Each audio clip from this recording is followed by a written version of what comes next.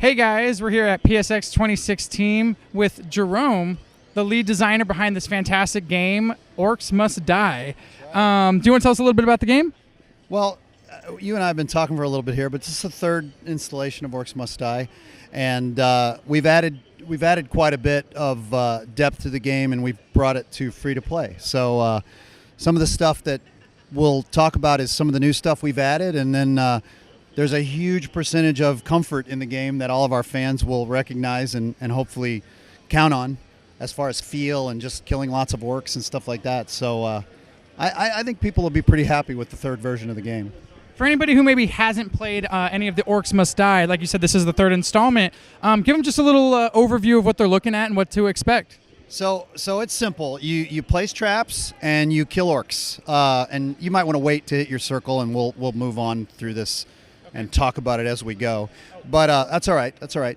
And that's kind of it. If you got some shooter skills and you can learn how to place the traps, it's a simple, fun, game with a lighthearted, a lot of comedy. All the humor that we had in the first two games is there, and everything that Orcs Must Die fans want is there. So yeah, go ahead and place him. That's the new Guardian. Tap the circle and hit X. Yeah. So that's the new Guardian that he just placed right there. Then we have a whole new system for Guardians in this game, and if you R1 and L1, R1 and R2, you can cycle through your traps. Okay. Yep, and just place away.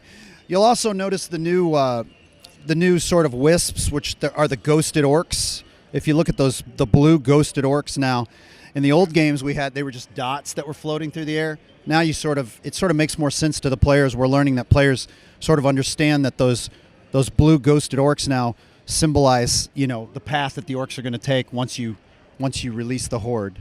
So it's definitely a like you said, you're laying down traps. It definitely looks like a it's a kind of a tower defense game, but you're playing from a third-person view as a tower defense. Action tower defense game. Exactly right. Exactly right. So it definitely keeps you on your feet a lot more. Just having this angle, you might not be able to kind of watch all the lanes that someone's coming. So you got to kind of run around and make sure you're really paying attention, laying those traps down, getting really prepared for when those orcs start running at you. You want to spend your money, you want to place traps, and then as you get better at the game, you'll get more strategic. I'm a little bit OCD, so like my traps are very organized and very specific, but as you get more and more into the game and get more traps and get more ideas for how to set up your kill boxes and stuff, you can get really, really powerful and control huge hordes of orcs that are coming at you. And you said this pro, so he's played Orcs Must Die 1 and 2, so he should be able to handle this pretty well.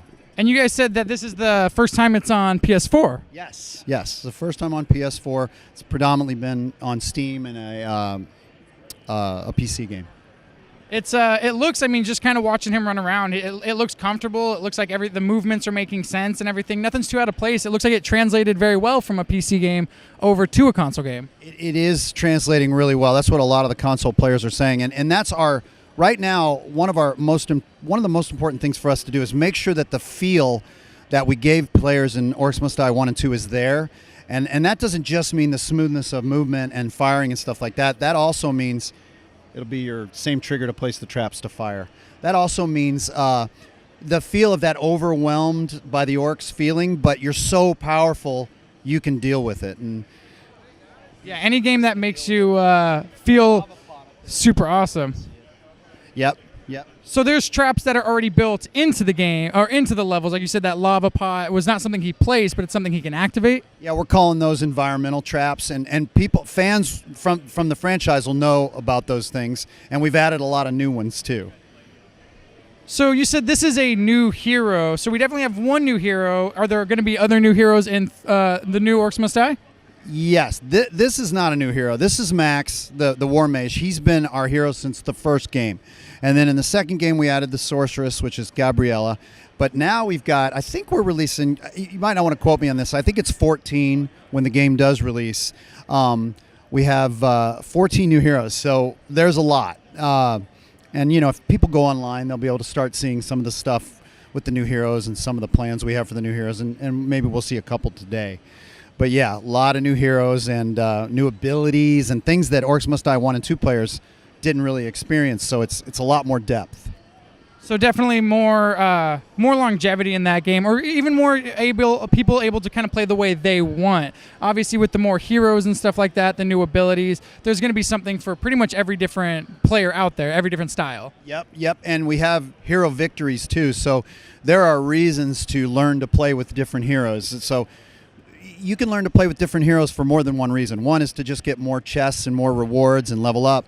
But also the levels are varying difficulties with different heroes. So if you play with Dobbin, it may be harder to beat to 5-star level than with Max. So you can get varying difficulties depending on the heroes you like to play. You sort of challenge yourself by getting a new hero. That's always fun as well. Now, you said in the very beginning when he summoned his Guardian, that was the new Guardian. Yeah, we have a whole new system for Guardians. Guardians were a little bit different in 1 and 2, and now we have they're much bigger and they're much more animated and sort of much more custom and frankly much more powerful. But we have a whole bunch of different Guardians now that are sort of themed by different rooms in the castle. So you really do want to collect Guardians as you play through the game, and you want to make sure that you can place like the cook in the kitchen and the stable boy in the stable and the deckhand out on the boat dock. You want to make sure over time that you collect all the Guardians so you have the ones you need to make them play better in certain areas. Although any Guardian can be placed in any Guardian spot, there is a strategy to having the correct ones. So yeah, that adds a little bit more strategy even to the game. So of course you learn with the traps, the different heroes, but obviously making sure that you have the right Guardian. We're here in it looks like a castle, and you have almost the Night Guardian running with you. Yeah, this is one of the default Guardians that everybody gets when they start playing the game. You win him pretty early, but yeah, you're in the I think this is the Academy dungeon level. It's the third level in the beginning of the game, and over time the levels really branch out now, because people from OMD 1 and 2 will remember that the levels were specific places in a castle or in an area. Now as you level up and play with more players, you play in entire castles and like entire small villages and things like that. So it can get pretty hairy when you start to have 3 people on your team, a 3-man team. For anybody who is getting really excited about this game, checking it out, anything like that, is there a demo, Steam Early Access, anything like that they can get their hands on it and kind of test it out early? Well, it's starting to. The beta is on Steam. Even Tuesday is a really good day to start picking it up on, as well as the Steam beta. And next year it'll come out on PlayStation 4. And there's a lot of stuff out there. I mean, we've been working on it quite a while, so you can get online and you can download the beta, and you can start to get your hands on some of it very early right now. Very cool. Well, anybody who's into any tower defense games, strategies, even just shooters, it looks like it kind of spans a wide variety of gamers. I definitely recommend going to check it out. Also, do you guys have a website? Yeah, that's obviously at robotentertainment.com. There's also an Orcs Must Die Unchained website as well. And you're right about what you said. Every player on console that sits down here that is just a sort of a traditional shooter player, they really find it comfortable, because really all you have to learn if you're a shooter player is how to place the traps. Then the shooter controls are very comfortable, and they're very you feel at home. It's just like most shooter controls on console. Of course, yeah. And I mean, the game looks like it has a ton of room for growth too. Additional enemies, heroes, Guardians, of course, anywhere down the road. This game, the sky's the limit. Yeah, we've also added parts to the game for the traps, so everything levels up now. You level up your account, your heroes get better as you level. You can get more heroes. Your traps tier up now, and you get parts now, which is also a new feature. So when you get parts for your traps later down the road, you can start to enhance your traps even more and make them do different and better things. Well, I'm definitely excited to get my hands on this game, check it out. Be able to run through and play it myself. So, hey, you guys, we're all going to jump over there and give it a shot ourselves. Thank you.